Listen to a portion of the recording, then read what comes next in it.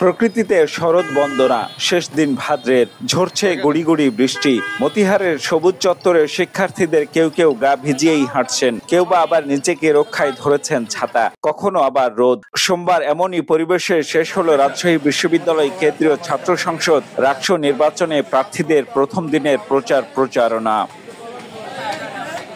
ভোটারদের সাথে কুশল বিনিময়, জানাচ্ছেন ব্যালট নাম্বার, দিচ্ছেন নানা প্রতিশ্রুতিও। প্রার্থীদের অনেকে আবার লিফলেট বিতরণ করছেন। এই বৃষ্টির মধ্যে কিন্তু সবাই একাডেমিক ভবনে আশ্রয় নিচ্ছে। আমরা কিন্তু ভোট চাইতে একাডেমিক ভবনে ঢুকতে পারছি না, সেই ক্ষেত্রে একটু অসুবিধার করতে হচ্ছে।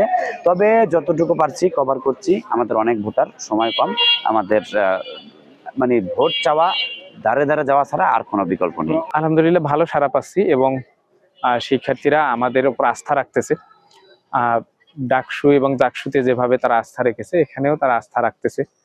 আমরা আশাবাদী, আশা করি ভালো ফলাফল আসবে ইনশাআল্লাহ।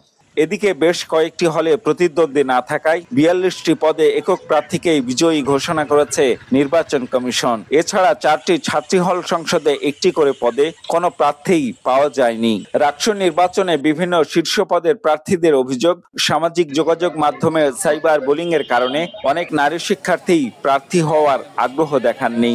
35 বছর পর রাকসু নির্বাচন হচ্ছে, রাকসু নির্বাচনটা কি, কেন, কিভাবে, এটার প্রয়োজনীয়তা কি, বা এখানে দাঁড়ালে কি কি নিরাপত্তা ইস্যু হতে পারে, বা সেটা যে হবে না সেটার নিশ্চয়তা কি, এগুলো যদি প্রশাসন সব শিক্ষার্থীদের মধ্যে আগে থেকে ক্লিয়ার করতে পারতো বা ক্লিয়ার করার কোনো উদ্যোগ নিত, তাহলে কিন্তু এইটা হতো না।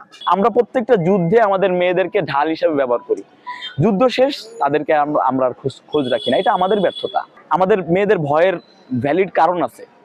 কে চাইবে সাইবার বুলিং এর শিকার হইতে? তাদের নিরাপত্তা আমরা যদি নিশ্চিত না করতে পারি, অবশ্যই মেয়েদের ভিতরে নেতৃত্বের আকাঙ্ক্ষা আছে, তাদের ভিতরে নেতৃত্বের সর্বোচ্চ গুণ আছে, কিন্তু এই বুলিং এর শিকারের ভয়ে তারা এই জায়গাগুলোতে আসতে চাচ্ছে না। তবে প্রধান রিটার্নিং কর্মকর্তা জানিয়েছেন, সাইবার বুলিং প্রতিরোধে কাজ করছে কমিটি। সুনির্দিষ্ট অভিযোগ পেলে ব্যবস্থা নেওয়া হবে।